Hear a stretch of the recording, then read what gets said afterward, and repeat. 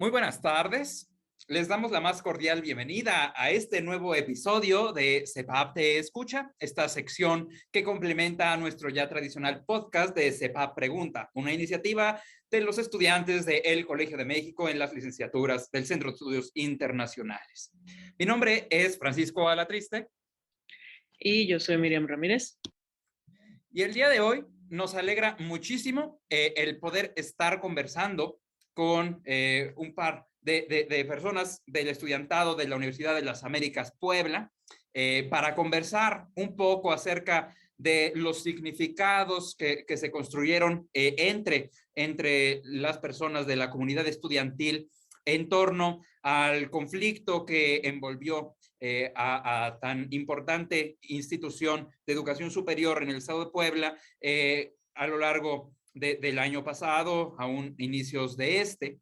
Entonces, pues un poco para tener esta conversación y realmente poder escuchar lo que tienen que decirnos, lo que quieren compartir con nosotros, pues quisiera invitar a que se presenten con nosotros.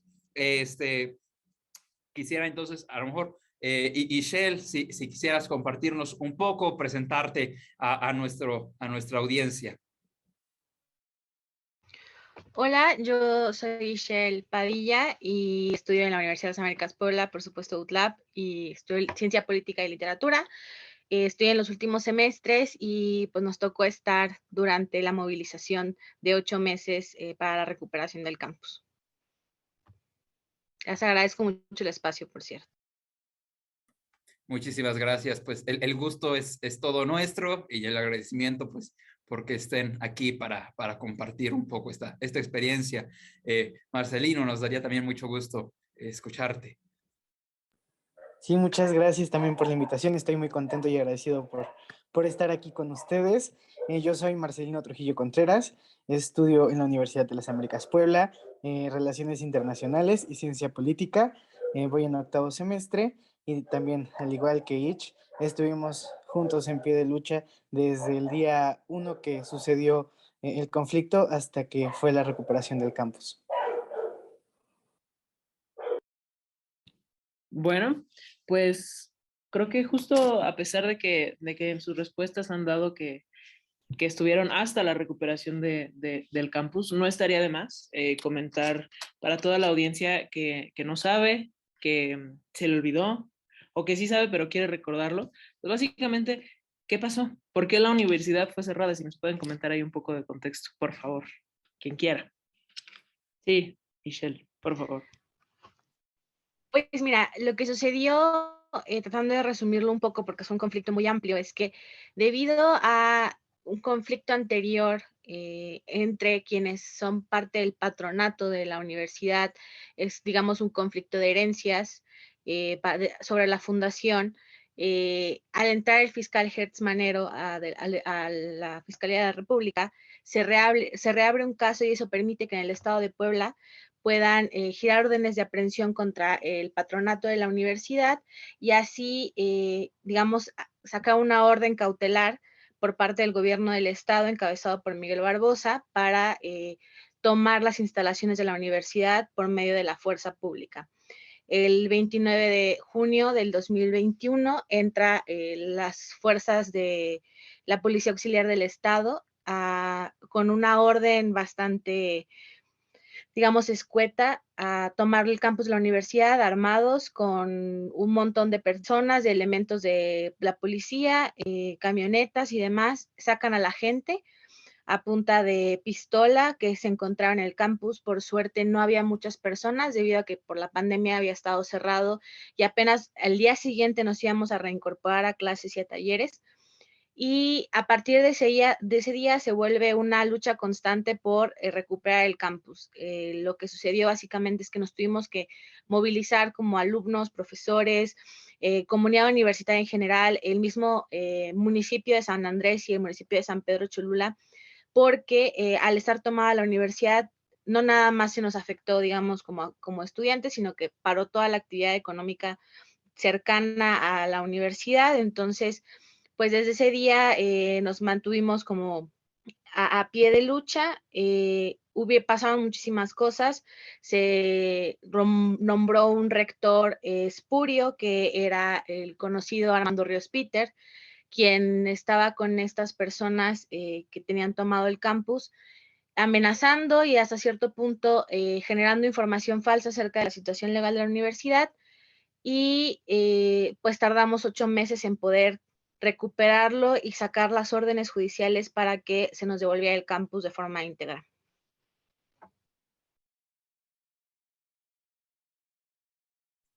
Vale, pues sí, muchas gracias, Ishel, por recordarnos un poco en qué consistió esta pugna. Y entonces, pues entendiendo la magnitud de este conflicto, nos gustaría preguntarles qué significó para la comunidad, para ustedes como personas, cosas que también les comentaban otras personas que pertenecen al estudiantado, o quizá profesores, acerca del significado que tuvo este cierre pues, para la comunidad estudiantil en su conjunto y para las actividades, y pues un poco también como qué implicaciones vinieron en el corto plazo, pero también a lo largo de todo este tiempo que duró esta contienda. Sí, Marcelino, muchas gracias. Gracias. Pues mira, tal como lo estaba contando Ich, ya se había contado con un periodo de verano en el que se habían ofertado también talleres remediales, porque pues es necesario mencionar que venimos de un contexto pandémico en donde nos mandaron a cuarentena y pues ya había sido casi un año sin poder pisar el campus por esta misma cuestión de pandemia. Entonces ya cuando finalmente se empieza a hablar de un retorno progresivo a clases, la universidad empieza a trabajar para que podamos ingresar, aun cuando, por ejemplo, carreras de relaciones internacionales, ciencia política, que bien los laboratorios pueden llevarse desde la virtualidad, ya estaban acomodando salones para que pudiéramos hacer uso y también tuviéramos esos talleres remediales. Entonces, se da esta situación justo un día antes del periodo de verano 2. Para este verano 2 ya se tenía contemplado una mayor cantidad de personas para que pudieran ingresar al campus, porque pues también tenemos equipos representativos culturales, equipos representativos deportivos, que necesitaban de las instalaciones para poder ensayar, para poder practicar, para poder entrenar. Entonces, justo un día antes, que también dentro de las instrucciones venía que una prueba PCR o de antígenos, muchos foranos se regresaron de sus lugares de origen para poder venir a la universidad, pagaron renta, pagaron despensa, pagaron de transporte. Entonces, ese primer día de clases se da la ocupación del campus y de entrada, pues una gran pérdida económica y de esfuerzo de tiempo de una gran cantidad de personas. Yo iba a entrar en ensayos de teatro musical y se fue para atrás. Eso como muy inmediato.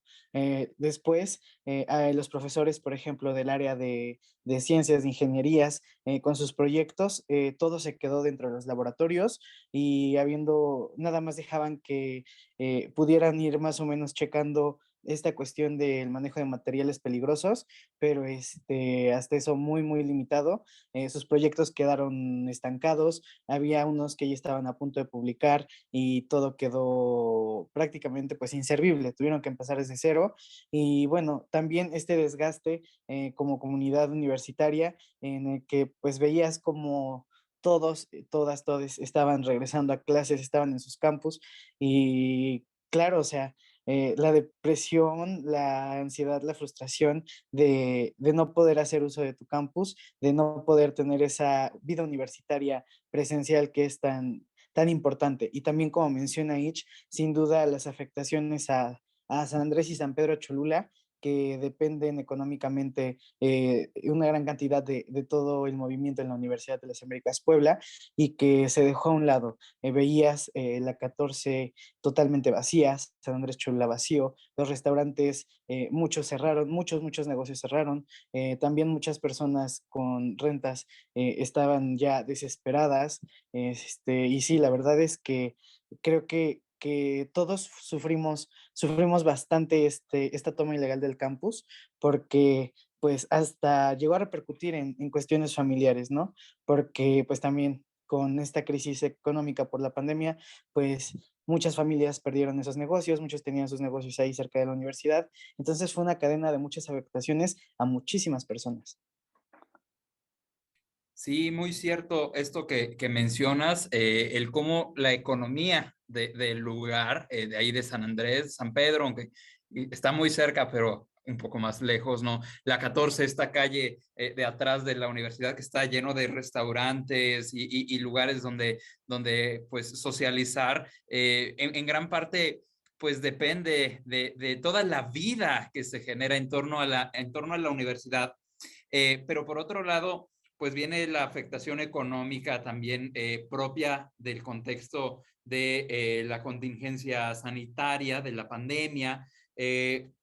Yo comprendo perfectamente, entonces, cómo pues para muchas familias quizá, pues no solo locales, sino también de estudiantes foráneos, pues pudo ser bastante conflictivo y causar temor, qué va a pasar ahora, ¿no? La universidad cerrada y uno pagando renta o a punto de decidir acerca de esas cosas en un contexto de dificultad, ¿no? Y entonces, pues me gustaría también escuchar, Ishel, acerca de tú, ¿cómo ves estas implicaciones que tuvo el cierre de las instalaciones, la toma del campus?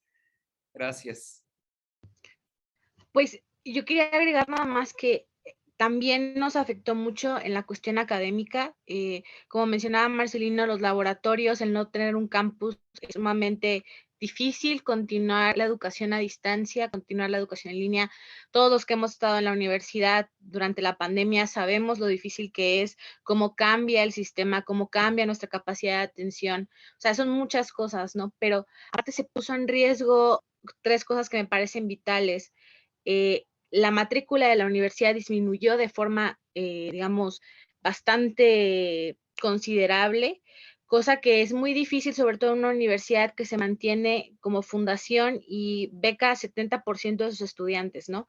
Entonces, el hecho de que haya una disminución así de grande significa no tanto una falta de capacidad solo de pagar la institución, sino también de pérdida de confianza, ¿no? Porque es cierto, lo que pasó es que al no tener un campus, mucha gente creyó que nunca íbamos a regresar. Nos pasó con las acreditadoras, o sea, acreditadoras como Saxoc o que acreditan a los departamentos de cada una de las carreras de la universidad, también empezaron a poner en duda la gobernabilidad y eso pues es preocupante porque uno entra a una universidad pensando que tiene un nivel académico, un nivel de certificación, de reconocimiento ante otras instituciones y con ese tipo de crisis que son totalmente un ataque externo, una amenaza a la autonomía universitaria y a la libertad académica también, hacen que uno pierda, digamos, como, si lo ves como estudiante, tus títulos pierden valor, ¿no? ¿Por qué? Porque la institución está tan inestable y vulnerable que llega a ser complicado que la gente vea bien tu título, no vea bien tu educación. Y luego la última, que creo que es lo más complicado, es que sí hubo una afectación económica muy fuerte dentro de la universidad, por lo que hoy en día estamos viendo recortes sumamente fuertes en el presupuesto, en los departamentos, en, digamos, las diferentes áreas que maneja la universidad y que debido a este berrinche político que tenían en el estado de Puebla, pues afectaron a cientos de familias que dependían los trabajos de sus familiares de la universidad y que hoy en día no se pueden mantener como digamos de forma responsable por el berrinche de ciertos políticos.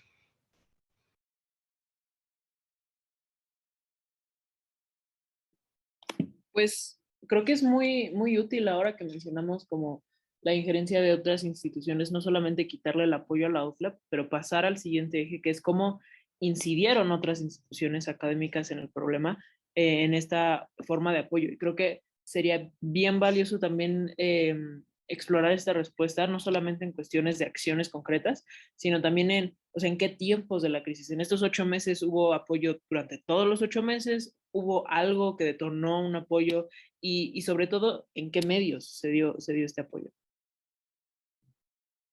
No sé quién quiera responderlo.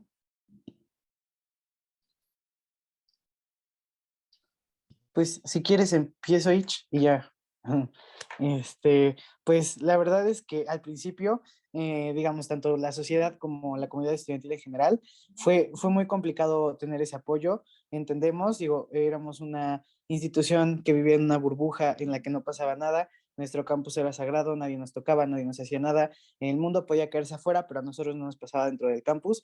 Entonces vivimos un aislacionismo impresionante durante muchos años. Entonces fue ir desde abajo, ir, enseñar a nuestra gente a ocupar las calles, a gritar, alzar la voz, y también poco a poco ganarnos esa empatía de la sociedad, esa empatía de la comunidad estudiantil, para que entendieran que esto no era solo un conflicto entre particulares, sino que esto escalaba a niveles extremadamente elevados en los que los intereses del estudiantado, del profesorado, estaban siendo violentados, ¿no? Y de una forma vil, de una forma descarada, y nadie podía hacer absolutamente nada porque pues en estos berrinches de personajes políticos pues venían desde el nivel de la federación, ¿no?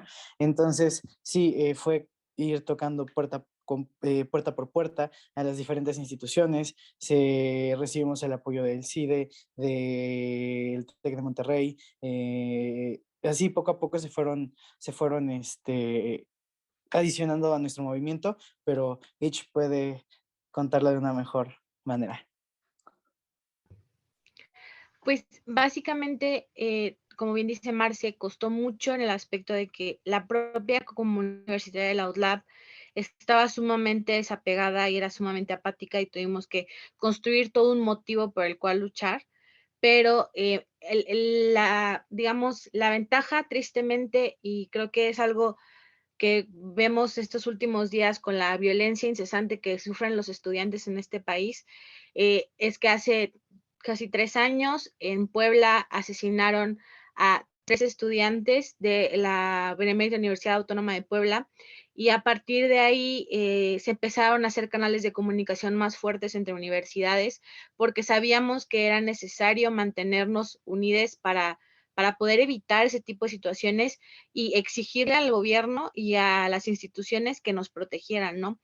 Entonces, al nosotros encontrarnos con este problema de que toman nuestro campus, nos acercamos en primer lugar a las universidades de Puebla, la Ibero, el TEC, UPAEP, Anáhuac, la UAP, todas en su medida y la forma en la que pudieron apoyarnos desde sus rectorías, desde su capacidad política, se aventaron con nosotros y nos echaron la mano, y la verdad es que tengo que reconocer en específico que la gente del CIDE, que sigue luchando por su autonomía universitaria y que sigue en pie de lucha porque tienen digamos, un sistema que está en contra de lo que significa el CIDE, ¿no? Que es esta educación superior de becas, de trabajo, de esfuerzo. Y la realidad es que ellos nos abrieron las puertas, nos dijeron, ¿sabes qué? Estamos en las mismas y vamos a luchar juntos con esto. Lo que nos permitió conectarnos también con universidades como la ENA o como la UDG. Estuvimos en foros en la Cámara de Diputados, en la Cámara de Senadores, y eso nos ayudó muchísimo a que las instituciones voltearan a vernos, ¿no?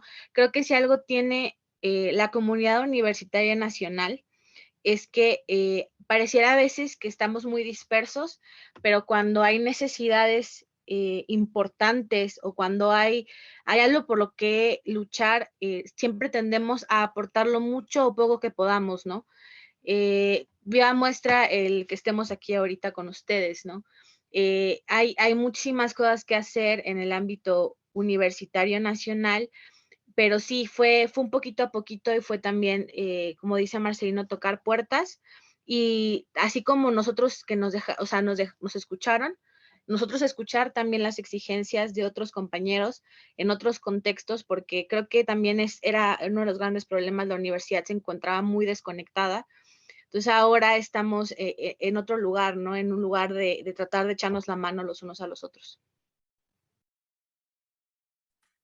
Sí, pues justamente el crear esta unidad entre comunidades estudiantiles, pues primero quizá pareciera en los términos más inmediatos, con quienes se comparte una proximidad geográfica, otras universidades dentro del estado, pero también es sorprendente el cómo llega esta unidad con instituciones de otras partes del país, y que eso, pues de uno u otra manera van a tener cierta influencia en el llevar pues las demandas, las exigencias de una resolución favorable pues para toda la comunidad de la UDLAP a foros de concertación y de pues debate y discusión política tan importantes. Entonces, yo creo que eso es algo que vale la pena mucho rescatar, esta empatía que puede haber, pues principalmente a lo mejor con otra comunidad que se ha visto en problemas semejantes, como es la del CIDE, pero también por parte de otras instituciones que tal vez no estaban afectadas de la misma manera, y a pesar de eso, pues han sido capaces de mostrar esta empatía, de crear esta solidaridad. Quisiera entonces que a lo mejor tuviéramos un momento para ver cómo están las cosas ahora, qué ha sucedido con el regreso a clases, si esto ha significado un cambio para los labs, si son las cosas como eran en algún momento, qué cosas no se han logrado quizá recuperar. Entonces, pues también nos gustaría escuchar al respecto.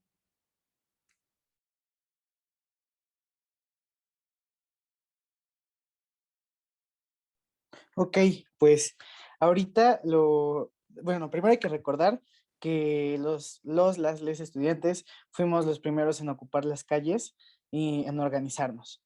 Y todo esto lo logramos de forma externa, sin ninguna aprobación de la universidad, porque pues también la misma burocratización hace que el consejo estudiantil no pueda tomar decisiones propias. Entonces, pues tuvimos que irnos por fuera para poder lograrlo. Y ahorita eso es lo que se queda por trabajar mucho, como una autonomía verdadera del consejo estudiantil en el que se pueda actuar, nada más se avisen sobre las actividades, no se tenga que pedir permiso, y aprovechar esta sinergia con la que ya se cuenta, en la que podemos apoyar y debemos apoyar las causas de nuestros compañeros, compañeras universitarias, y que siguen en pie de lucha, ¿no? También, claro, cambiar esta cuestión de burocratización, porque pues de nada sirve llenarnos de papeles, ¿no? Esa es una cuestión muy importante que debe modificar la universidad,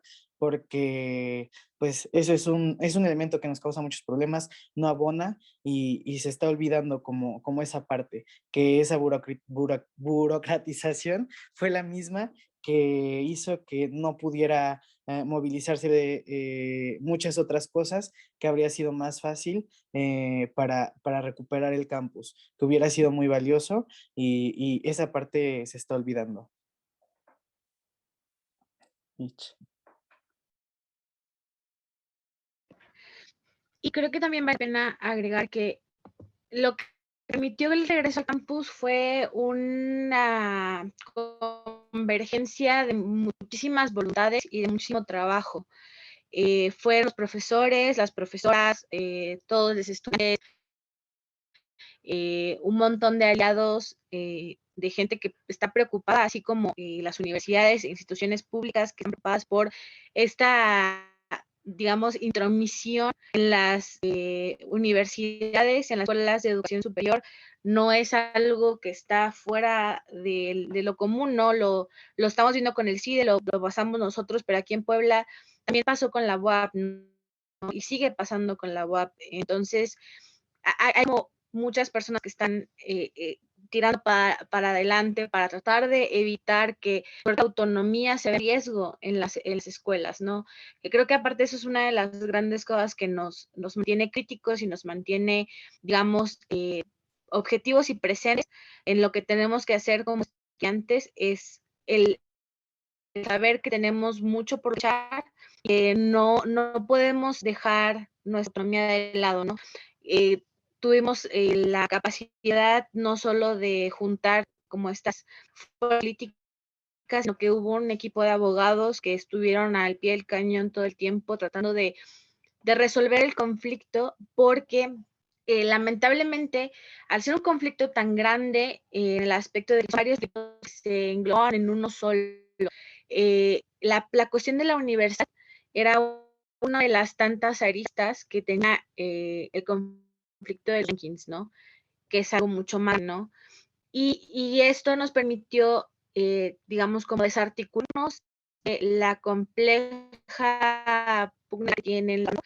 Y entender al mundo que la Fundación y la Universidad de las Américas es otra cosa totalmente distinta a lo que ellos son, ¿no? Entonces, ellos podrán, y ya la justicia dirá, tener un juicio, pero el funcionamiento de la universidad y la vida universitaria tiene que mantenerse en pie, ¿no? Porque, pues, digamos, son cientos de miles de estudiantes, ¿no? Y creo que la diferencia de lo de la UDLAP antes de la toma y la UDLAP ahora, después de la toma y del regreso, radica en que tienen una comunidad más desierta, una comunidad que no se va a...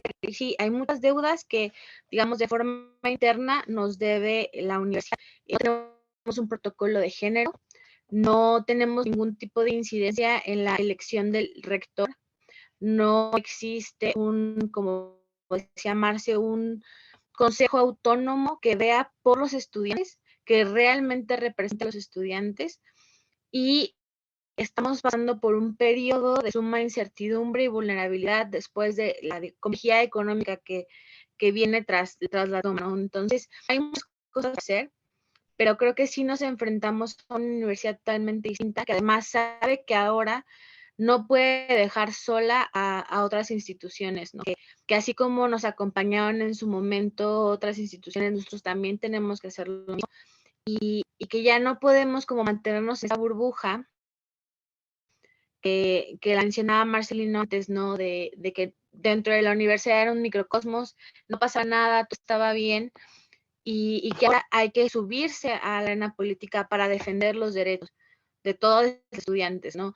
No solo los de la universidad, sino el de todas las personas involucradas en el sistema educativo, ¿no?